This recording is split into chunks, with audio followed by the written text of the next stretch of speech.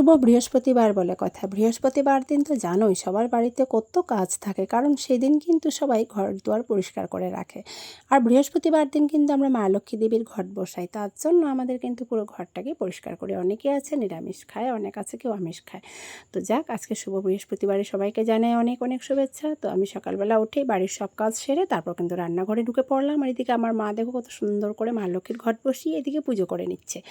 আর আমি যখন চলে আসলাম মা কিন্তু তখন পাঁচালে পড়ছিল। এই দেখো আমাদের মা লক্ষ্মী দেবী সুন্দর করে মা পাঁচালে পড়ছিল, আমি একটু বসে বসে শুনলাম, তোমাদের কাছেও এখন একটু শেয়ার করলাম। তারপর চলে আসলাম আমি রান্নাবান্না করে একটু গোপোষণার সেবা পুজো করতে। তো আজকে শুভ সকালবেলা আমি গোপোষণাকে দেখো কত সুন্দর করে একটা জামা পরিয়ে দিয়েছি, কারণ এই প্রচুর গরমের মধ্যে কিন্তু ভারী কাপড়ের জামা আমি একদমই পরাই না। হালকা পাতলা জামা নিজের হাতে সেলাই করে দেখো কত সুন্দর করে একটা সাদা রঙের জামা পরিয়ে দিলাম। তারপর কিন্তু আমাদের বাগানের ফুল দিয়ে গোপোষণাকে সাজিয়ে দিলাম। তারপর এবার কি করেছি দেখতে পাচ্ছ তোমরা, আমি শুভ সকালে আজকে একটু তাল মিশ্রি আর মালভোগ কলা ছিল, আর তার সাথে একটু চিরা দিয়ে ভোগ নিবেদন করলাম। তারপর একটু সুন্দর করে আমি তেলের প্রদীপ চালিয়ে একটু সকালবেলা আরতি করে নিলাম।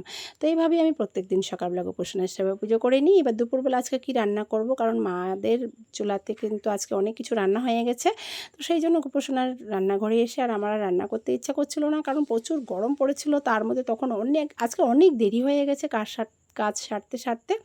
তাই ভাবলাম একটু গোপোষণার জন্য আজকে একটু মালপোয়া বানাবো। তো এদিকে কিন্তু মালভোগ কলাও ছিল অনেকগুলো। তো কী করলাম, একটু সুজি, ময়দা আর সামান্য গুড় কলা দিয়ে সুন্দর করে মেখে নিচ্ছি। তারপর 10 মিনিটের জন্য রেখে দিলাম। আর যখন নরম হয়ে গেছে তারপর আমি আবার বড়া বানাতে বসে পড়লাম। এবার হাতটাকে একটু ভালো করে ধুয়ে নিলাম। কড়াই গরম হয়ে গেছে, তেল দিয়ে দিলাম। তারপর দেখো গরম গরম তেলের মধ্যে আমার এই মাখা সুন্দর করে দিয়ে দিচ্ছি। মাখা কি বলে এটাকে, আমি আগেই মেখে রেখেছিলাম, মানে কলার বড়া বানাবো বলে। তো দেখো কত সুন্দর করে বড়াগুলোকে এবার আমি উল্টিয়ে পাল্টিয়ে দিচ্ছি, যাতে দুনো দিকেই সমানভাবে ভাজা হয়ে যায়। আর আমি গোপোষণার জন্য এইভাবে প্রত্যেকদিন রান্না করতে খুব ভালোবাসি। তো আজকে যেহেতু আমি অন্য রান্না করে দিইনি, সেই জন্য একটু বড়া বানিয়ে নিলাম। চলো এবার গোপোষণাকে ভোগ নিবেদন করব। আর আমার গোপোষণা সকালবেলা ভোগ নিবেদন করেছিলাম, সেই জায়গাটাকে একটু ভালো করে কাপড় দিয়ে মুছে নিলাম। তারপর আমি এখন শুভ দুপুরের ভোগটাও দিয়ে দিলাম। তো এইভাবেই আমি গোপোষণাকে সকাল থেকে দুপুর পর্যন্তই সেবা পুজো করি। হ্যাঁ, বাড়ির সব কাজ ছেড়ে তারপর করি। তাই বলে এই নয় যে শুধু আমি ঠাকুর ঘরেই বসে থাকি, বাড়ির সমস্ত কাজ কিন্তু আমি একা হাতেই করে নিই। আর এবার দেখো আমি কিন্তু গোপোষণাকে নিজের হাতে একটু সেবা দিয়ে দিচ্ছি। আর সকালবেলা আজকে আমি ভেবেছিলাম একটু বাজারে যাব, তো আমার যাওয়া হয়নি। গোপোষণাকে আমি সেবা পুজো করে তারপর সেই মহাপ্রসাদ কিন্তু ভোগের থালা আমি আমার গুরুদেবকে নিবেদন করলাম। তারপর আমরা মহাপ্রসাদ পেলাম। এবার চলে আসলাম বাবা মা আমার ছেলে বড়দের জন্য খাবার দিতে। তো আজকে কি রান্না করেছি তোমাদের কাছে একটু শেয়ার করছি।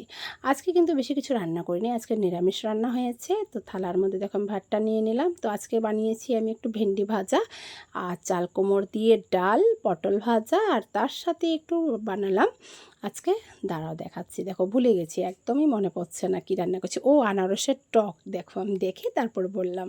তো আজকে এই রান্না হয়েছে। আবার আসবো সুন্দর সুন্দর ভিডিও নিয়ে কালকে। তোমাদের কাছে যদি ভিডিও ভালো লেগে থাকে অবশ্যই একটু রাধে রাধে কমেন্ট করে দিও। তারপর সবাই মিলে আমরা ভাত খেয়ে উঠে পড়লাম। রাধে রাধে।